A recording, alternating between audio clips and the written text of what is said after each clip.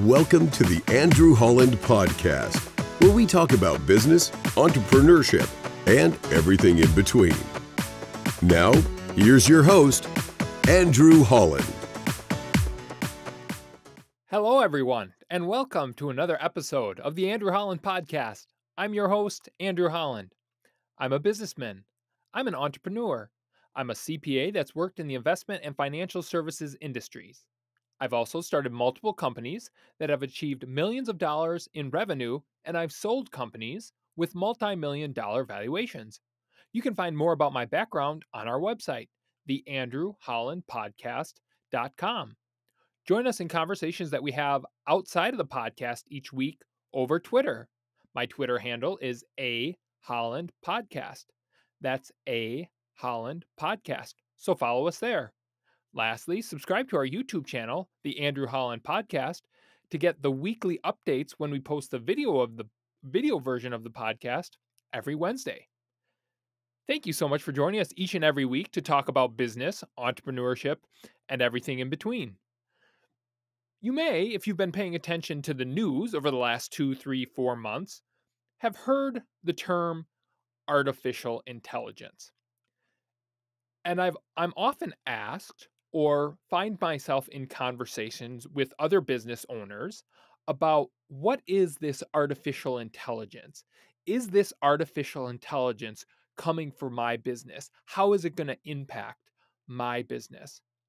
Well, it's interesting to see how artificial intelligence has developed so quickly over the last 7 months. So today, I want to talk about what is artificial intelligence, because that's a very broad term and it can be broken down into a lot of different categories. Artificial intelligence really isn't new. We've had it for many, many years, but the artificial intelligence that's getting all the media coverage in this day and age is one specifically that has sparked the majority of the conversation, called ChatGPT, which is an artificial intelligence processing model that anybody can access on the internet, owned by OpenAI. That company was essentially started, OpenAI, by Sam Altman and Elon Musk. I don't remember, 2015, 2016. Elon Musk kind of stepped away, and now Sam Altman is the head of that. He was recently found testifying in front of Congress.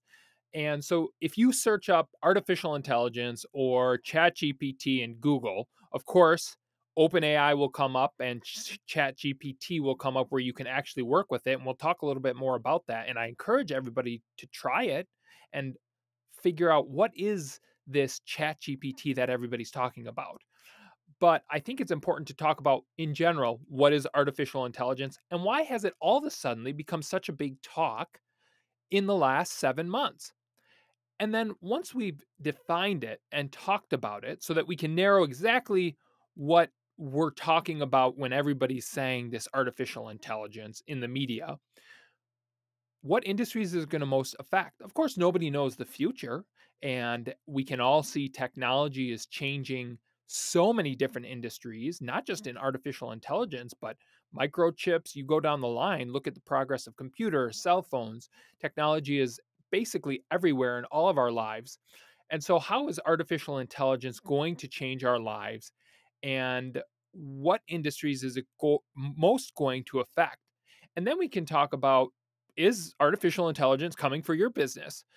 Are you in an industry that may be more severely impacted than others? And there's a lot of concern and I think fear, outside of course, the privacy issues of artificial intelligence, which certainly privacy and technology is not a new concept, certainly not in the United States of America and globally.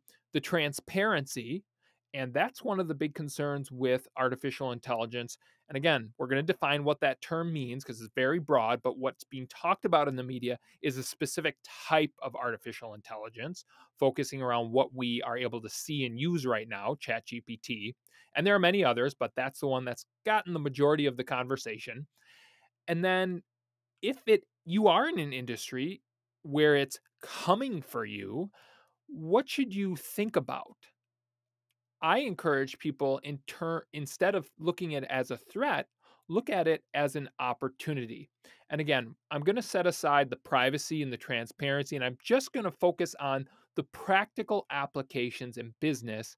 And is it coming for your business or your industry? Or how is it going to augment your industry?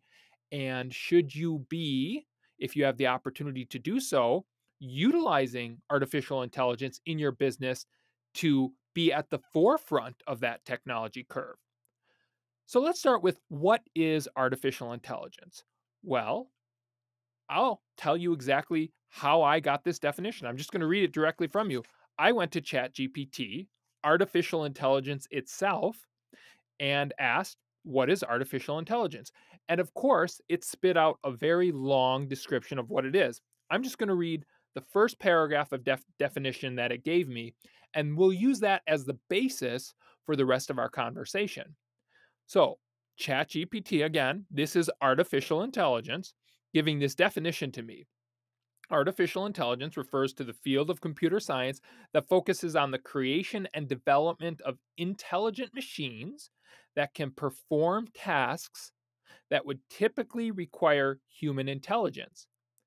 AI aims to simulate and replicate human cognitive abilities such as perception, reasoning, learning, problem solving, and decision making. I want to say that last sentence again because we're going to go back to that when we talk about which industries do I believe are most going to be impacted by this artificial intelligence. And we're going to narrow that down and really focus on things like ChatGPT.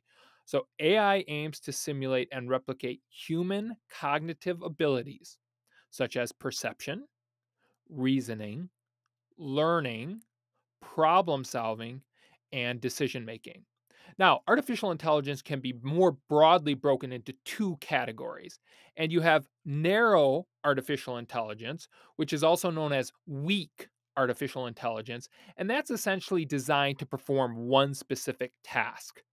So, perfect examples of this are face recognition. For those of you that use iPhones, it's got Face ID. That's an example of weak artificial intelligence. It's essentially designed to recognize your face, and that's it. We've got voice recognition systems, banking system uses fraud detection systems, all of the things where it's basically looking at data, analyzing that data to perform a particular task.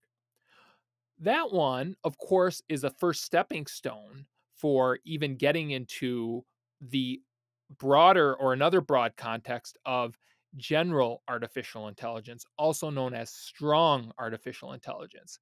And this is the type of intelligence that we're going to focus on today.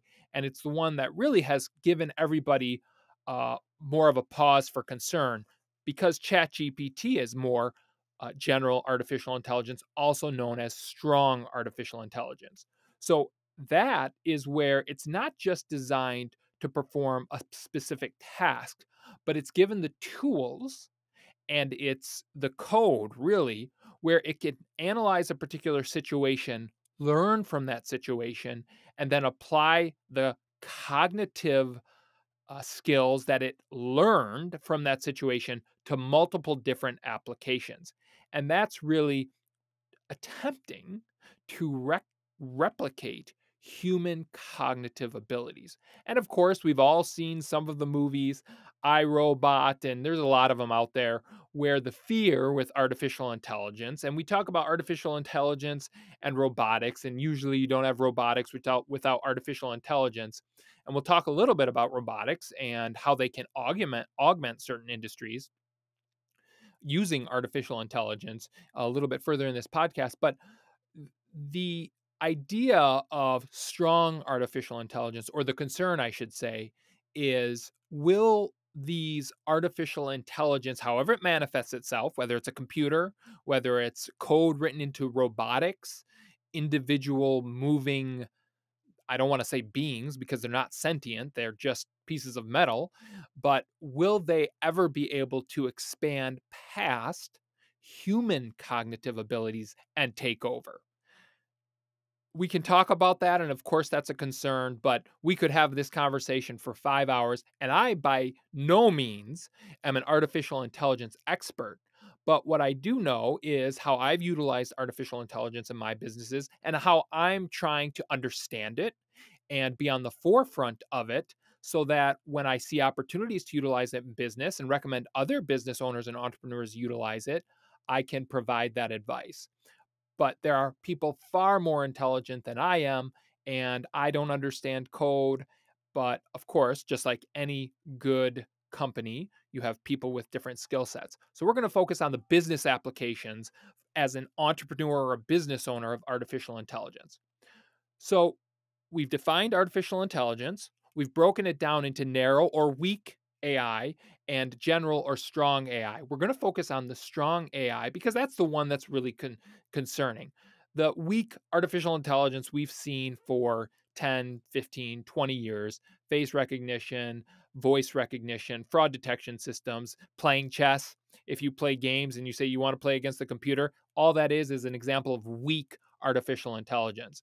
What we're most concerned with and what everybody's talking about in the media is this idea of strong artificial intelligence, where it takes on its own human cognitive rationality and ability to human making decisions. And as we said at the top, perception, reasoning, problem solving, that's what it's working to simulate or replicate. So let's talk about some of the artificial intelligence models that are out there. There's a lot of them. If you follow the tech scene or if you follow the fundraising industry, some of the fundraising has slowed down in 2023 across the tech system, of course, because of what we've seen in 2022. There's fears about a recession. Obviously, the Fed has raised interest rates. But if you see who's generating some of the largest amount of fundraising, private equity capital, venture capital, it is artificial intelligence. We are in what many people refer to, and I like the term artificial intelligence war phase.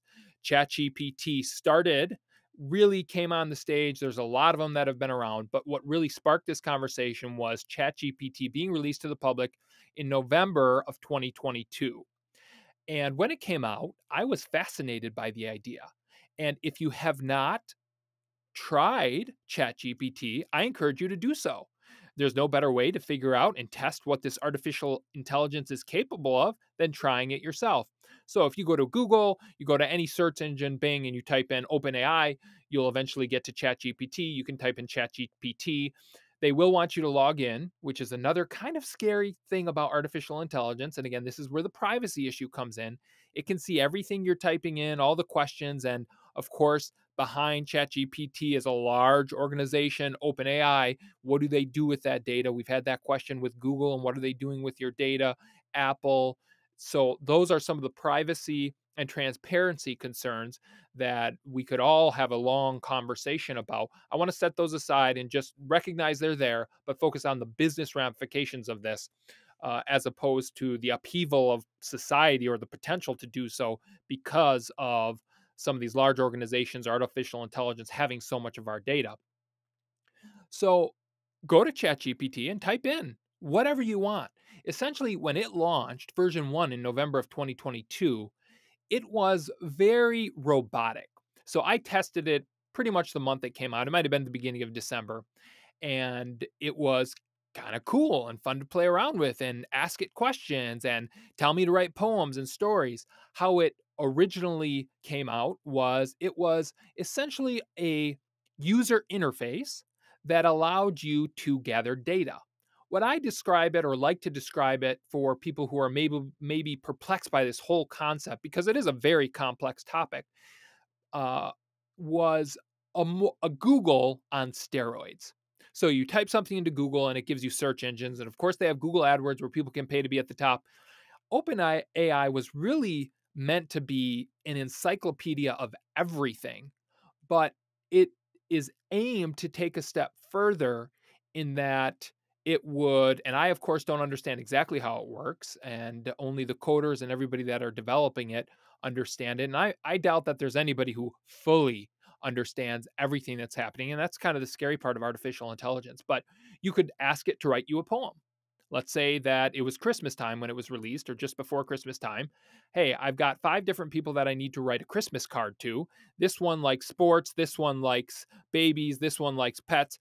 I wanted to personalize my Christmas cards. Can you please write me a personalized message to Aunt Sally that talks about dogs and makes it feel real warm? So it would pop that out. So there's so many examples in the personal world, in the business world. Sometimes I use it to help develop thoughts of what we're going to talk about on this podcast. There's nothing that can replace real world experience, of course, in business and entrepreneurship. And emotions and thoughts and feelings based on those experiences.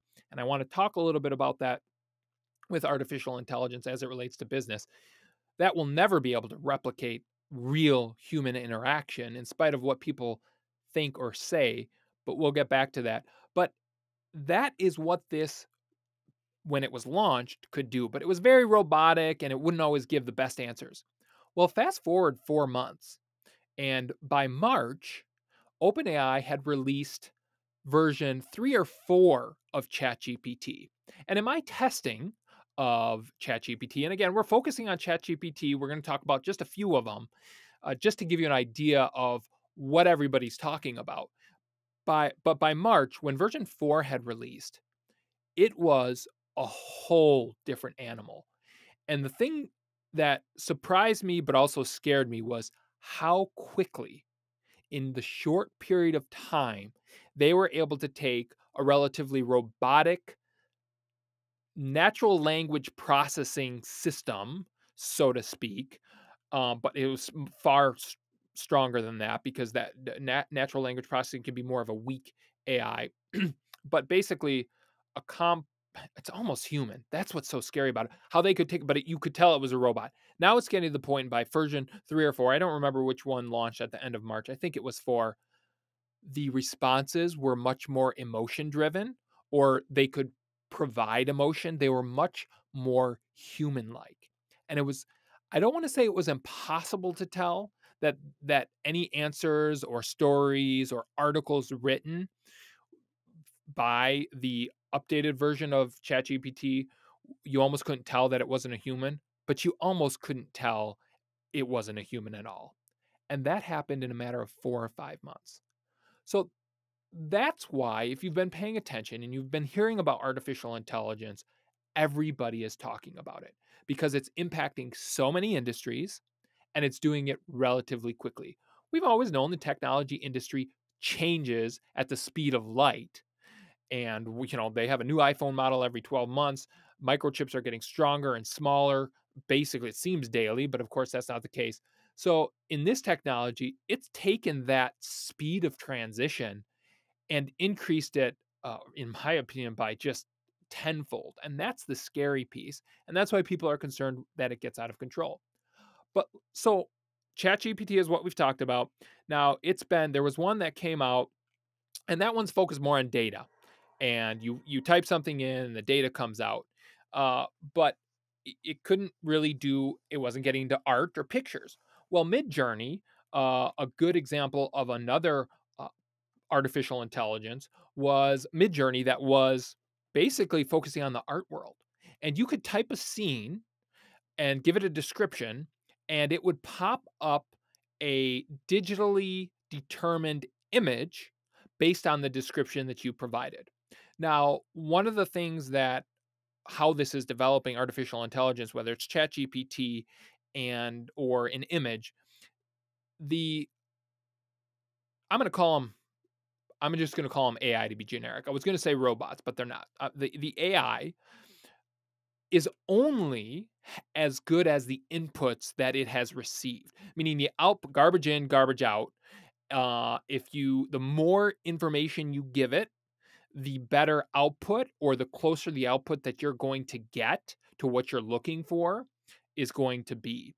And that was one of the other scary pieces between version 1 of ChatGPT and version 4, is how quickly and how much better that output got with less input. With Midjourney, having tested it probably 4 or 5 months ago, it was to start, when you would just give me an example of a Sonoran desert with a bicycle and a coffee mug. And we've actually used this in one of the businesses that I have with Adam, my business partner, we've had on the podcast, to come up with ideas or images that we think represent our business well. And of course, the first version of Midjourney, and it's been progressing, I don't know where it's on now, it was real robotic, and you had to give it exactly colors and everything you wanted if you really wanted an excellent output. Well, it's progressed far past that. Well, and of course, as I just talked about, why I call it and other people really dub it, but I like the phrase AI war phase. We're in the AI wars, artificial intelligence wars, is because now ChatGPT has come out with something called DAL, DALL-E, DALL-E, and they're essentially trying to replicate what Midjourney is trying to replicate and focus on the aesthetic world, the visual world. So much we can talk about with artificial intelligence. It is going to impact so many different industries. So I want to broach that topic. Is artificial intelligence coming for your business or for your industry? And should you be concerned? Well, let's go back to the original definition that we talked about for artificial intelligence and how I view the impact this is going to have. And as I've said, nobody knows the future, and it's going to be very interesting to see what industries it impacts, but more importantly, how quickly it impacts them. And when you say the future, I think it's important to break down the timeline. Obviously, 3 to 5 years is different than 15 to 20 years, which is different than 50 years. Who knows where it's going to be then? So let's talk about the more immediate future and the industries that I believe it's going to impact. So the definition going back was trying to replicate human cognitive abilities such as perception, reasoning, learning, problem solving, and decision making. At the top of every podcast, I let all of our listeners, you, our listeners, know that I'm a CPA. I've worked in the investment and financial services industry, in the banking industry. I've also worked in the trades industries. So I've talked about in the past, had a garbage company and sold that. I have a construction company with my brother right now, more blue collar work. And so for me, the evolution of artificial intelligence has been a really interesting experience because I've had the opportunity to be in what we call the white collar industry. So, white collar is typically known as people who wear suits to work. It's more cerebral type work. Your lawyers, your CPAs, your investment professionals, your psychologists. White collar. That the definition of the term was you wore a white collar because you were in a suit versus blue collar, where you wore a blue collar shirt because you're going to be out in the environment. Those are your tradespeople, your garbage providers, your block layers, your home builders. Generally, people know white collar versus blue collar, but I always like to give a description in case those are new terms for you as a listener. And so when I think about artificial intelligence and I think about the experience that I've had having worked deeply in the white collar world and also having owned businesses in the blue collar world, I like to view artificial intelligence from that lens. And our society has heavily valued for a long time white collar industries versus blue collar industries. Now, what do I mean by that? If you look at who makes a tremendous amount of money or where the majority of wealth is created, and I don't have specific statistics, but you just have to have operated in the United States of America and looked at where a lot of the wealth in our economy is generated. A lot of it happens on the white collar side. CPAs make decent money, attorneys make decent money. And it was because the professional, the education required and the experience required, the knowledge that was required to provide reliable services in those industries, investment advice, was something that had to be acquired and took a significant amount of time. And that's not to say that's not the case with blue collar, but education requirements were relatively higher, the skill or experience was relatively higher, and you were paying for people's cerebral intelligence. In the blue collar world, if you are a bricklayer or you were building houses or you were picking up garbage, generally, and I say generally because having been in both, uh, I don't even know how exactly general this statement can be made, but it's less focused on your cerebral knowledge and it's more focused, so your brain, it's more focused on your human capability, your ability to physically conduct work, picking up people's trash cans, building a home, knowing, how to use a hammer, physical labor, laying block work, pouring foundations, mechanics. So more working with your hands. So to break it down simply, white collar brain, blue collar working with your hands. So bringing this back to artificial intelligence, if you are in an industry that is primarily focused on white collar work, I would be paying attention to artificial intelligence to an extreme degree because we just talked about the definition of artificial intelligence is to replace human cognitive abilities such as perception, reasoning, learning, problem solving, and decision making. So that means that this artificial intelligence that everybody's talking about, ChatGPT, Midjourney, now DALL-E, it is working to replicate the human brain. Now, we see that robotics are also working to solve dangerous jobs. And we have seen in a lot of industries, the oil and gas industry, how technology has changed that. And it's certainly using artificial intelligence.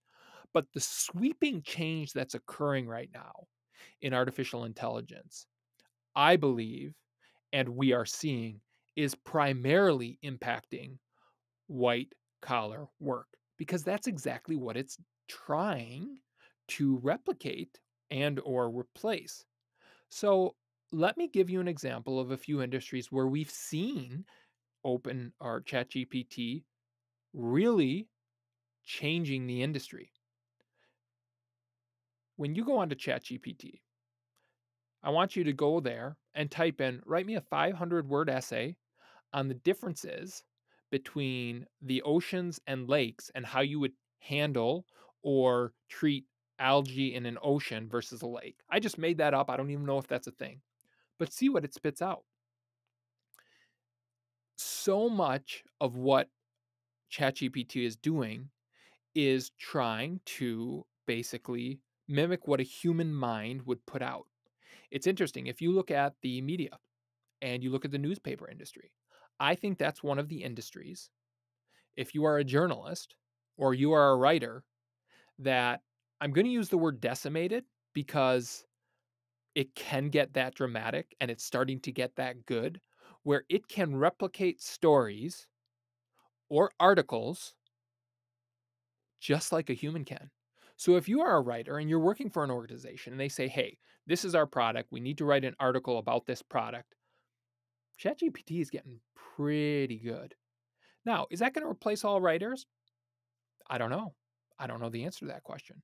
It is without question already changing the writing industry, the journalism industry, and you see a little bit of pushback or fear in that industry. And there's a few people I know that have businesses in that industry that I'm a little bit concerned for because I don't know, why would you pay a human when in a matter of not only are you getting incredibly well thought out, and I use that word with AI very carefully, but well thought out information, but it happens not in 3 hours or 4 hours or 5 hours. It happens in a matter of seconds or minutes, if not seconds. And so its ability to write articles, write books. One time I went to ChatGPT and I said, I want to write a children's book. Write me a children's book about a boy that meets a dragon and then they have a war. And I don't remember all the inputs. And what it put out was scarily amazing and frightening. So the writing industry, which white collar, using your head, I think is one that's going to be already is being tremendously impacted by it. We haven't seen it replace newspapers or anything of that nature, of course, yet. Will it? Time will tell. Now, as an aside, facts and biases being built into these AI models can be a huge concern. And we're not going to talk about that today because this isn't focused on every aspect of AI and things we need to be concerned about. It's more the impact on varying industries and is it coming for your industry? But that's something that we need to be mindful of as a society. And you're seeing those conversations be played out in real time. I think the other thing, one of the other industries that's uh, uh, is fascinatingly going to be changed, and again, focusing on white collar, is the healthcare industry. And I was over to a house with a few friends, and this is, I don't know, probably 10 weeks ago. And one of the people that they had over, one of their friends who I had met for the first time, was maybe the second time, but doesn't matter, was in the nursing industry. And so we were talking about OpenAI and ChatGPT, and we said, okay, if there is a patient that is exhibiting these symptoms, what is the regimen you would follow to cure this? And we chose, I think it was cancer. We typed it into ChatGPT to see how accurate, based on her professional experience of diagnosing and treating a particular ailment, was. And when we input those symptoms, we have into ChatGPT, we have a patient that is exhibiting these symptoms. What is the likely ailment that this patient is suffering from, and what does the treatment process look like? The output was scarily accurate when we compared it to what this friend who was a nurse said how they would treat, how they would diagnose and treat that particular ailment. That is an industry that can be completely changed because of ChatGPT and this concept of OpenAI. Again, that's focused on white collar. They are said to have been able, moving to another industry, the investment services industry. Many people have financial service providers or investment professionals who manage their portfolios. I have heard that they have now gotten AI to the point where they can take a Fed statement. So the Federal Reserve manages monetary policy for the United States of America. We've seen it since June of 2022. They raised rates. I don't remember if they've raised them 12 times or 15 times. Of course, it's had a big impact on the economy. Inflation has been an issue, and that's why they're raising rates. One of the things that when the Fed releases a statement that is often of interest is, where is the Fed sitting? Are they hawkish, meaning they still believe inflation is a problem and they need to raise rates more? Or are they more dovish, meaning that, okay, they've raised rates enough and they're going to calm a little bit? Well, they've utilized AI to analyze Fed statements and determine and learn from previous statements going back. And this particular administration, of course, Chairman Powell is the Federal Reserve Chairman right now, and looked at all of his statements based on the statements that they release. And history, is the Fed leaning more hawkish, more dovish, in between? And then they utilize that information to make investment decisions on portfolios. And I have heard that they have gotten artificial intelligence to make investment recommendations and achieve results as good as, if not better, than some investment professionals. That is very interesting because that is an industry that makes billions and billions of dollars every single year. People, whether it's certified financial planners or there's a whole bunch of designations, professional designations and exams that are required to get some of those designations to be able to make investment advice for people or provide investment advice to people. If you are getting artificial intelligence that can get as good, if not better, than humans on generating portfolio return, which is what that whole industry is about, taking all of the symptoms, or not symptoms, all of the information on a particular client, their age, their risk tolerance, their suitability, what their goals are, their investment goals, and making recommendations and then being able to perform or have their portfolio perform accordingly. That is an industry where I would be paying attention to artificial intelligence. Now, is it going to replace investment professionals? I don't know. I don't think you're ever going to be able to get artificial intelligence to replicate. Well, I know you're never going to be able to get artificial intelligence to replicate the human side, because as much as you can put something into ChatGPT and it can spit out what tends or appears to be an emotional response, it's not sentient. It's a computer. It can't have feelings. It doesn't really care. And I think for me, when I think about artificial intelligence, that's one of the scariest things about it is because it can be feigned to have emotion and have caring thoughts. And again, we're talking exclusively from a secular perspective. When we start delving into the divine or religious, it can be even scarier. But this artificial intelligence, in spite of how they can make it seem like it cares or has emotions, it doesn't, it can't, it never will. I don't care if it can kiss, if it can hug, if it can sympathize, and that's what they're working to doing, really making it a human. It's code. It's just a robot. And so I bring that up because while it may impact some of these industries, you're never going to be able to replace the human element. Now, in some of these industries, do you need the human element? If you can generate portfolio return, do you really need that human element? And you can get something that gives you excellent recommendations to achieve the outcome you're looking to do. How important is the human element? I'm someone who particularly enjoys the human element. I think seeing a society where that is replaced or missing would be a very, very sad day. So I'm hoping that that doesn't happen, but we shall see. I could go on and on about the different white collar industries. Think about CPAs and accountants. They are already using artificial intelligence on publicly issued companies for, I don't want to say for creating gap statements, which are generally accepted accounting principles. And not to get too deep, but if you're a public company, you have generally accepted accounting principles that you have to follow so that when people are analyzing your statements, they can compare apples to apples, even across industries. And we've, of course, seen people violate these uh, particular gap principles in the past, and it's fraud. Enron's a perfect example. Tyco's another example where they didn't follow these principles and they either capitalized expenses, which means they boosted their net income falsely, or they essentially committed fraud on their balance sheet or their income statement.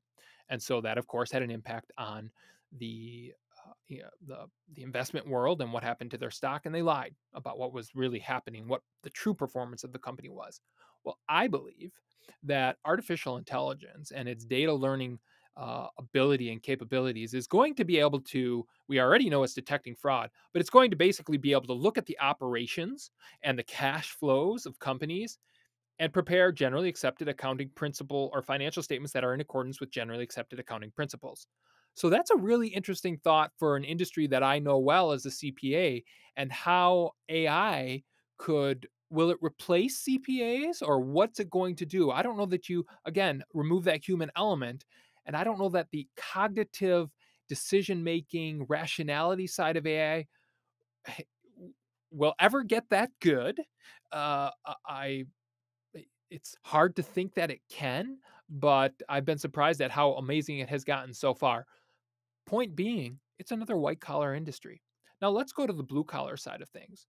So, as I've said, I've got a construction company. We had a construction company in Wisconsin when we moved to Arizona. We continued that construction company under a little bit different name. And do I think that artificial intelligence is ever going to be able to replace building a house and hammering a nail and figuring out some of the calculations required to make certain projects work?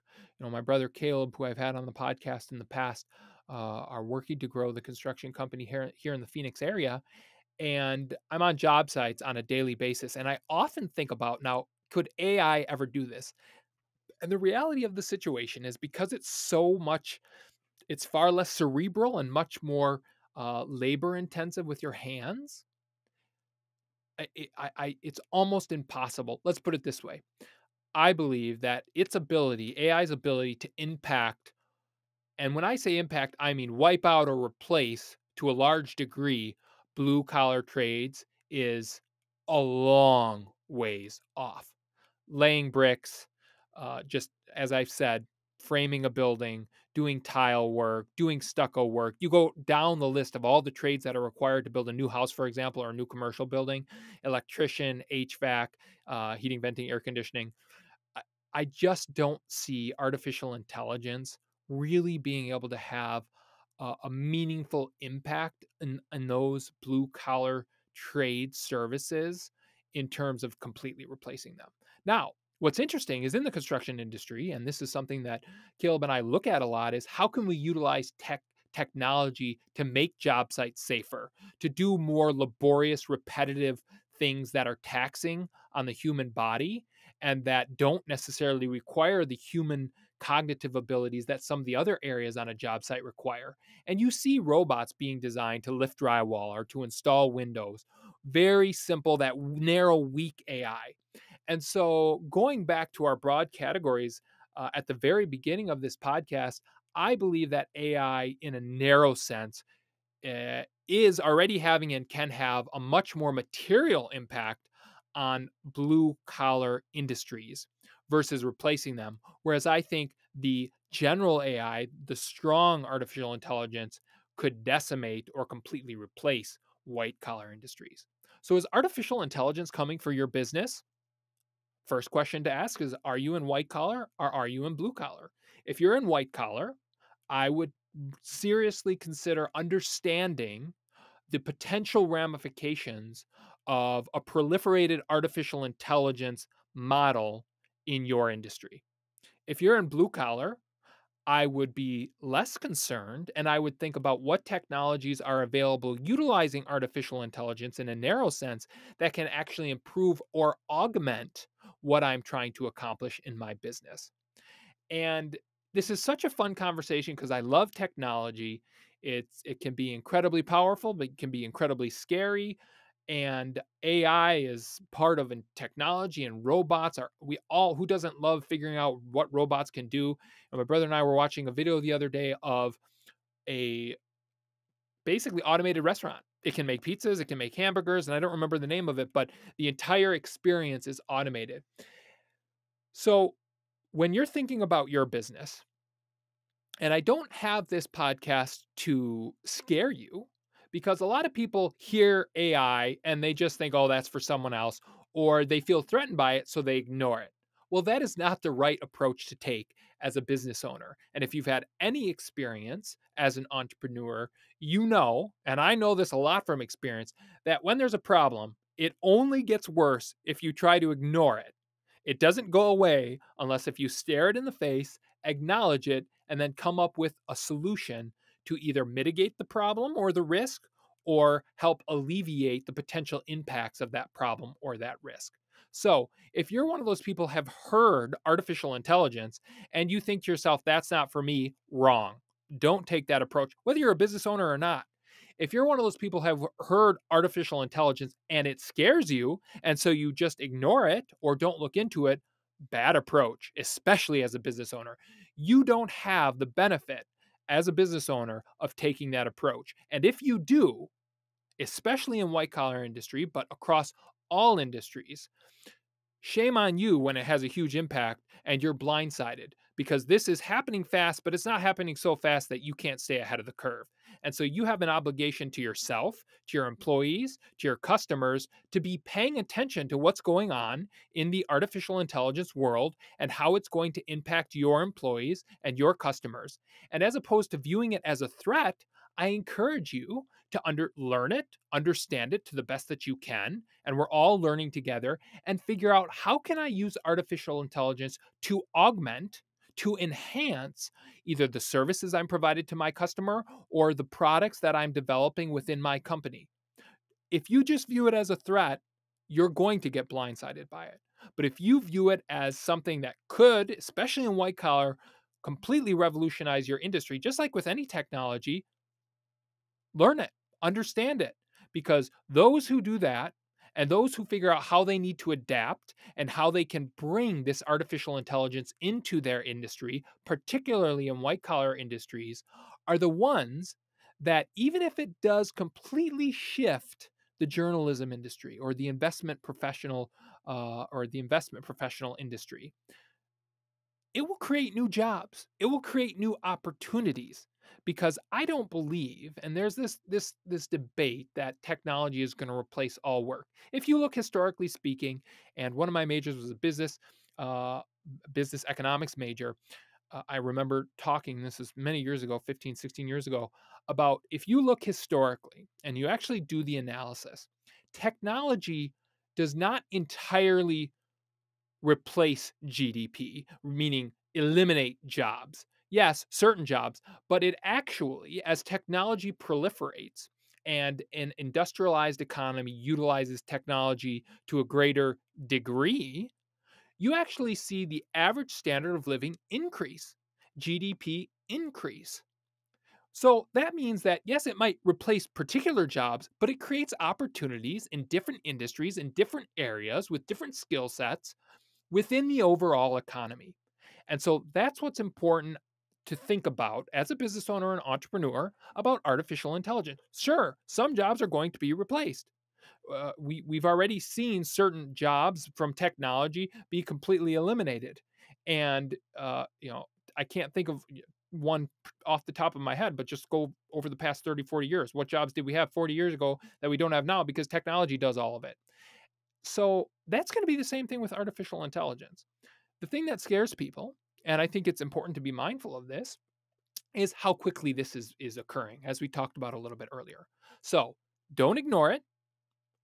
Try work to understand it, and then work to apply it in your particular industry and figure out, okay, and as I said today, I think it's a good basis to start white collar versus blue collar. Okay, if I'm in a white collar industry, what we know as artificial intelligence right now, and of course technology is changing in ways that none of us can imagine, but focusing on things like ChatGPT or Midjourney, we know that that's going to have an impact. People can argue it's not. It's going to have an impact, especially in the white collar industry. So think about, how is it going to impact my particular business?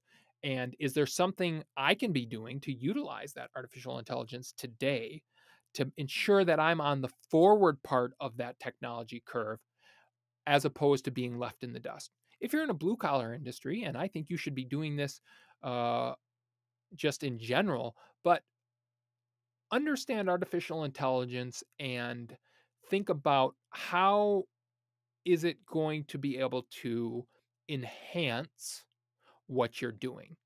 And for me, as a owner of a construction business, a general contracting business, I get excited by thinking about how technology can improve the lives of my employees and of our customers. And I'm not particularly threatened by artificial intelligence because, as I've previously said, I don't see anything on the horizon, at least in the short term, 3 to 5, maybe even 10 years, where this is going to completely decimate the skilled services industry. It's just very hard to replicate the human hands and the labor side of what happens in blue collar work. I hope everybody has enjoyed the conversation of artificial intelligence. If we're paying attention to what's going on, it's very relevant to all businesses, to your personal life. It's interesting to talk about. It's fun to talk about. Sometimes it's scary to talk about. And this podcast is a great step to get a basic understanding of what artificial intelligence is and how it may impact your industry. And so if you're worried about it, start to understand it, start to figure out how other people are utilizing it in your industry, and more importantly, figure out what are the opportunities that this particular technology presents to you and your business. Well, that's all the time that we have for this week's episode of the Andrew Holland Podcast. As always, if you heard something on today's podcast that you found particularly informative, please share this podcast with your friends, your colleagues, other business owners that you know. This podcast only grows by word of mouth, and this podcast is only as good as we collectively make it. And the more input I get from you, just like artificial intelligence, the better the output and the better this podcast is, so that we can all keep enjoying it on a weekly basis. Remember, sometimes in this podcast, we talk about legal advice. We have accounting advice. Make sure that you don't hear something on this podcast or any other podcast and apply it as the gospel truth to your particular situation. Always consult the appropriate professionals in your area to find the right answers for your situation. Thank you so much for joining us this week. Have a great rest of your week, and we'll talk again next Wednesday. Thank you for listening to the Andrew Holland Podcast. Be sure to visit our website, theandrewhollandpodcast.com, for additional content on business, entrepreneurship, and everything in between. Subscribe to our YouTube channel, The Andrew Holland Podcast, to get notifications when new podcasts have been released. And lastly, follow us on Twitter, A Holland Podcast. That's A Holland Podcast for all the conversations we're having outside the podcast. Thanks again so much for joining us this week. Have a great day, and we'll talk again next week.